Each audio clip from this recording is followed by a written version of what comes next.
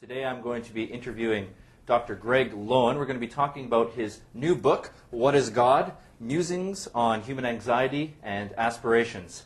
Thanks for sitting down to talk with me today, Greg. Oh, not at all. Excellent. So, tell us now, how long have you been writing? Oh, I guess I've been writing for about 12 years, but the actual published production only begins sort of the latter half of that. So I've written 6 books now, and this is my first attempt at a trade book, a general audience book, rather than some kind of scholarly book that not many people would read. Right. So yeah, I mean, it's obviously part of the vocation to write and to sort of think aloud.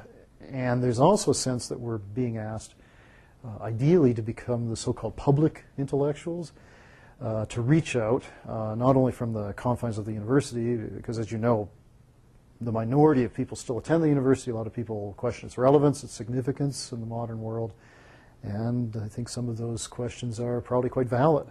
So there's a sense that we're reaching out with some of these books. And excellent. So this is a read that a person who doesn't have a master's absolutely, degree yeah. in sociology, No, they can there's pick this there's up? no technical knowledge needed to read about something that's in some ways a part of all of our lives. Yeah.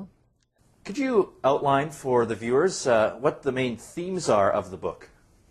Well, what I do with asking this question, what is God? It's obviously a question that has a metaphorical width or breadth to it, right? I'm not asking a technical question or a theological question. At the end of 200 right? pages, there won't be a finite answer. Well, there is a response. Okay. Yeah, I don't go through all of that and ask the reader to follow my journey and take a personal journey on his or her behalf, and then leave them hanging.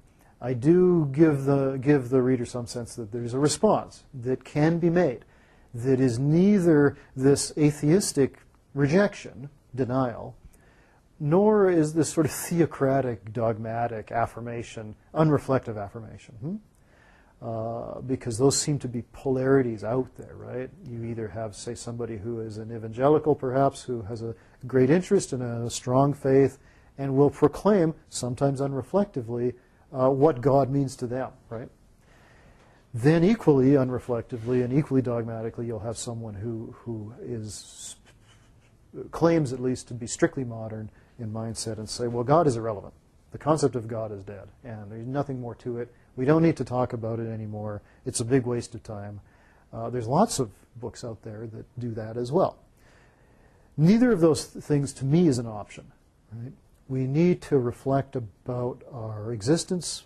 Socrates, of course, famously says in the Apology that the unexamined life is not worth living for a human being. We are, after all, human beings, and we are living, at least for now.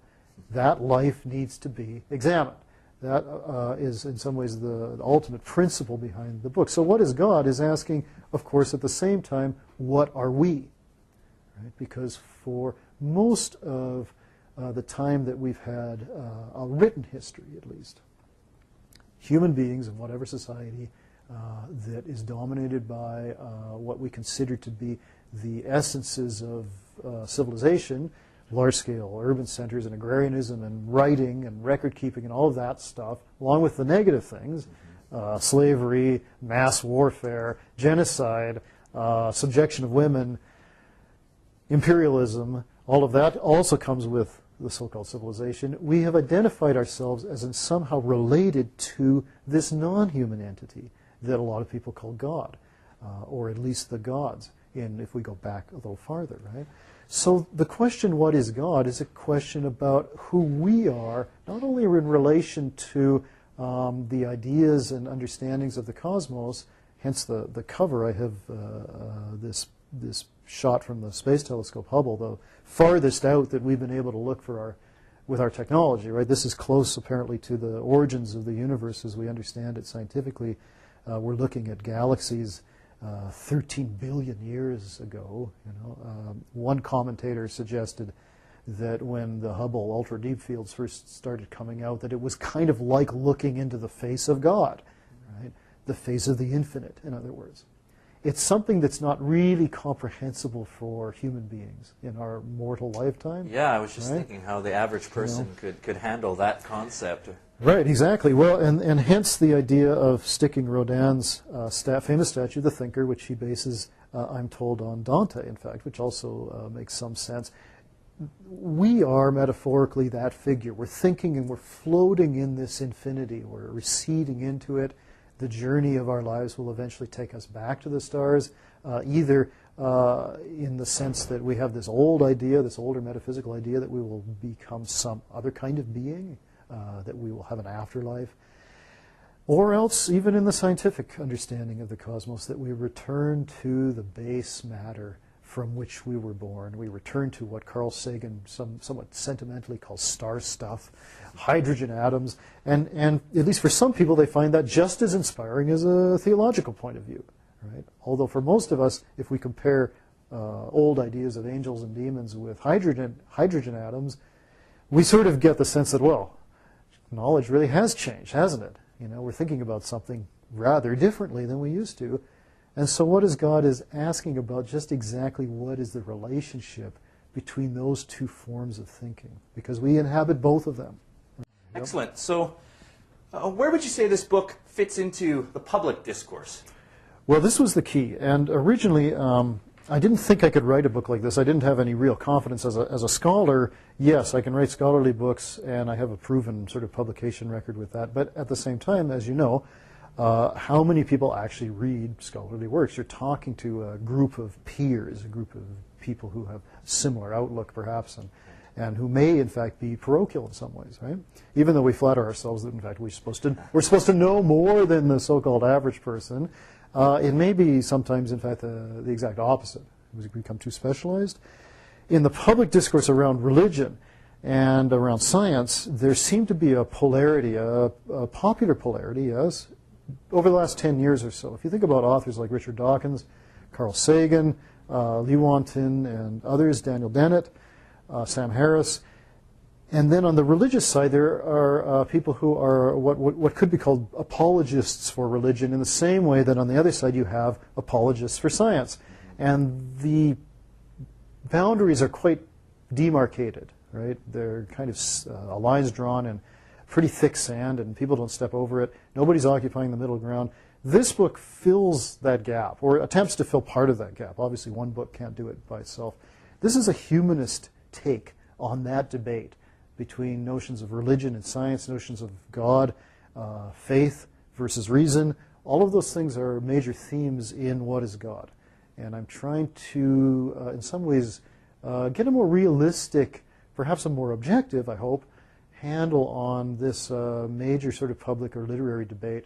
I'm not going to come out and say, yes, science has all the answers, because it doesn't. And religion also, obviously, as it's developed over thousands of years, the significance of religious thought in our modern life is ambiguous now. It's questioned. And at the same level, I also make an argument in this book that science and religion are, in fact, too closely related for science to feel like it can take over from the old form of authority. In fact, in some ways, it continues it.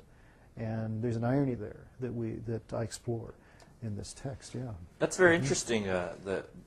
I don't think a lot of people would assume that science and religion are too close. You want to delve into that a little bit more? Or? Well, there's a number of major structures that they share, including the sense that the concept of nature is something external to us and greater than us, so something that we're a part of, but that we didn't create, is almost like a God surrogate or a God analogy, right? God, of course, in modern Western religions, or even in some of the more recent religions of non-Western cultures, is a transcendental figure, a figure that creates but is not himself part of his own creation, right? Gods weren't always seen that way, of course, but perhaps for the last 2,500 to 3,000 years, that's been kind of one of the major God concepts, and the one, in fact, that the scientific critics and the atheists are reacting against. In some ways, those critics are making religion into a very narrow version of itself, in the same way that the religious critics or people who are worried about science or secularism or whatever look at the modern knowledge and say, oh, this is threatening, and they put up a kind of straw caricature of it too. This happens in public debates, obviously, sometimes even happens in scholarly debates. I broaden those notions out, and when you do that, right, following writers like Durkheim or Weber, when you broaden them out and flesh them out and see, okay, but religion is more than that, and science is more than that, then you realize that, in fact, wow, they look very, very similar after all. They both have a notion of the sacred, for example. Okay, there's things that are, at least metaphorically, sacred to modern knowledge. Scientific method, for example, objectivity, empirical observation, validity, and also cosmogony, right? Religions have a story of how the universe was born. Science has a story of how the universe was born. And sometimes even the processes of that evolution look suspiciously like one another. Well, thank you very much for your time. It's great to speak to you about your new book. I've been speaking with Greg Loewen, author of this new book, What is God? Musings on Human Anxiety and Aspiration. It is available on strategicbookpublishing.com and will be available in bookstores near you soon.